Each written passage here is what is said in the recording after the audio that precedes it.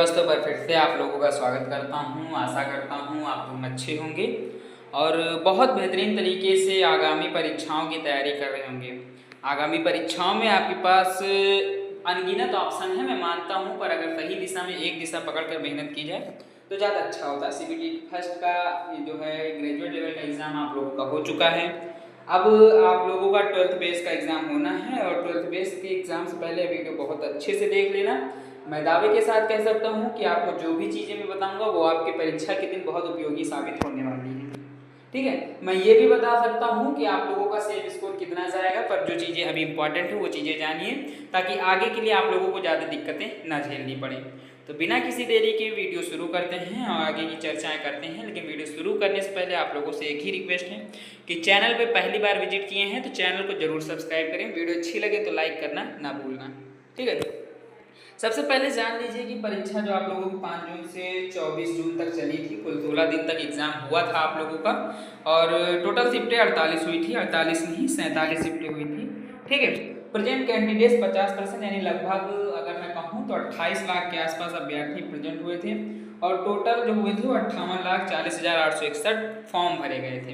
तो 58 का लगभग मैं 50% मानता हूँ कि 28 मान लीजिए, वैसे होगा नहीं। ठीक है, टोटल वैकेंसी सीबीटी 2 के लिए अगर मैं कहूँ तो 8,113 इंटू 15 कर लूँ तो 1,21,695 पदों पर ही भर्ती होनी है सीबीटी 2 के लिए। ठीक है, याद रखना मैं सीबीटी 2 की बात कर रहा हूँ या फाइनल भर्ती की बात नहीं कर रहा हूँ, क्योंकि इसके बाद आपका प्रोसेस सीबीटी 2 के बाद साइको वगैरह की सारी चीज़ें होती हैं। ठीक है, सबसे पहले ये जान लीजिए कि पद तो आप लोगों को पता है कि कोलकाता में 1,382 पद हैं, मुंबई में 827, भुवनेश्वर में 758। ठीक है, वो सारी चीज़ें आपको ऑलरेडी पता है, ये चीज़ें बताने की जरूरत नहीं और ना ही आप बताने से कोई फायदा है।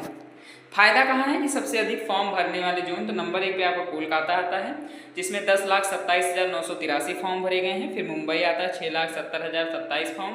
फिर अहमदाबाद आता है 6,69,419 फॉर्म। फिर आपका बिलासपुर आता है 4,51,240 और चेन्नई 3,42,423। अब मैं यहाँ पे सिंपली बता दूँ तो ये दोनों जो नीचे के आपको दिख रहे हैं, चाहे वो बिलासपुर हो या चेन्नई, ये आपके इस बार के सेफेस्ट जोन जाने वाले हैं और कोलकाता मुंबई आपका जो जाने वाला है वो जाने वाला है सबसे हार्ड जोन में। हार्ड जोन में आप डेंजर जोन भी कह सकते हैं, वो आपके ऊपर डिपेंड करता है कि आप कहना क्या चाहते हैं। ठीक है,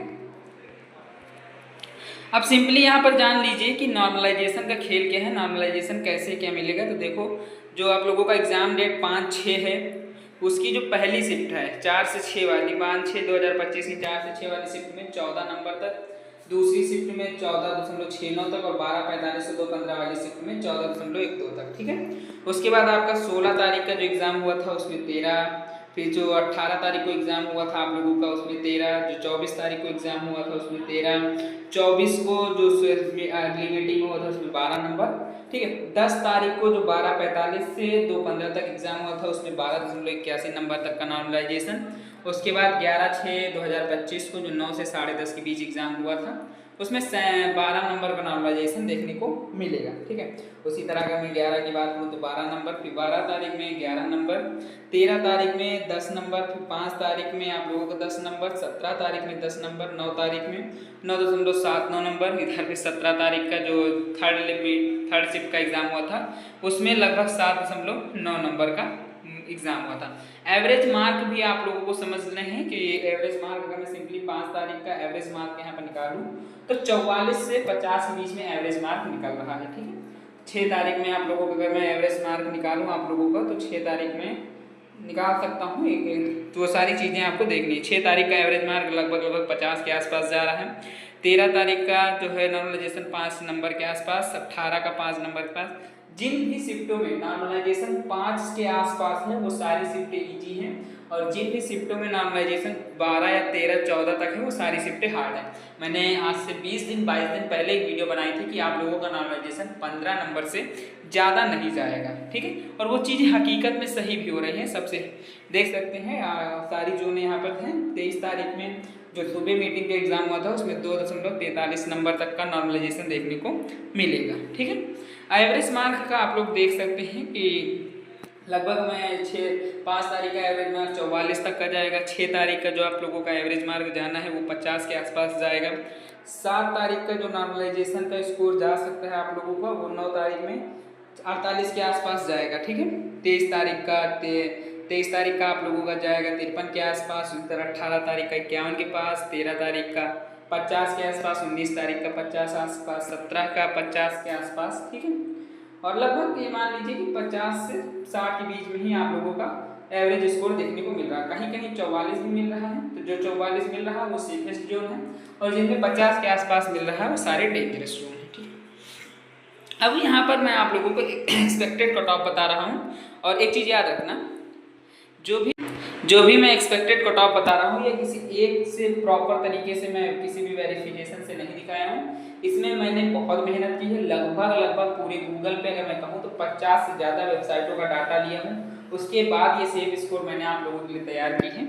आप यूट्यूब पे भी जाएंगे तो बहुत से ऐसी बड़े बड़े इंस्टीट्यूट के वीडियोज़ मिल जाएंगे, तो लगभग इसी के आसपास आपको दिखेंगे, ठीक है। जनरल का 74 से 82 के बीच में 100 नंबर में, ओबीसी का 70 से 78 के बीच में, एससी 62 से 70 के बीच में, एसटी 57 से 65 के बीच में, एडब्ल्यूएस 68 से 76 के बीच में, और एक्स सर्विसमैन 42 से 52 के बीच में आपको देखने को मिलेगा, ठीक है। और हाँ, जो ये चीज़ें मैंने बताई हैं इसके लिए आप लोग सिंपली आप मेरे व्हाट्सएप चैनल से ज्वाइन हो सकते हैं, मैं वहाँ पर इसको सारी चीज़ें शेयर कर दूंगा। अगर कोई दिक्कत होती है तो आप सिंपली पूछ सकते हैं, ठीक है। नॉर्मलाइजेशन आप लोग देख सकते हैं कि कहाँ पर कितना नॉर्मलाइजेशन जा सकता है, ज़्यादा भी हो सकता है, कम भी हो सकता है, अपने हिसाब से देखते रहिएगा। और हाँ, ज़रूरी चीज़ ये है कि अगर एग्ज़ाम हो रहे हैं आप लोगों को, अभी तो मान लो इसका डेट नहीं आया है, लेकिन ये मान लीजिए कि आपका आरआरबी एनटीपीसी का एग्ज़ाम बहुत जल्द होने वाला है, ठीक है। तो आशा करता हूँ, उम्मीद करता हूँ और ये विश्वास करता हूँ कि आप लोगों को चीज़ें समझ में आएंगी। ऐसी ही वीडियोस के लिए चैनल को सब्सक्राइब जरूर कर लें, वीडियो अच्छी लगे तो लाइक करिएगा, और कमेंट बॉक्स में अपनी राय देना ना भूलिएगा।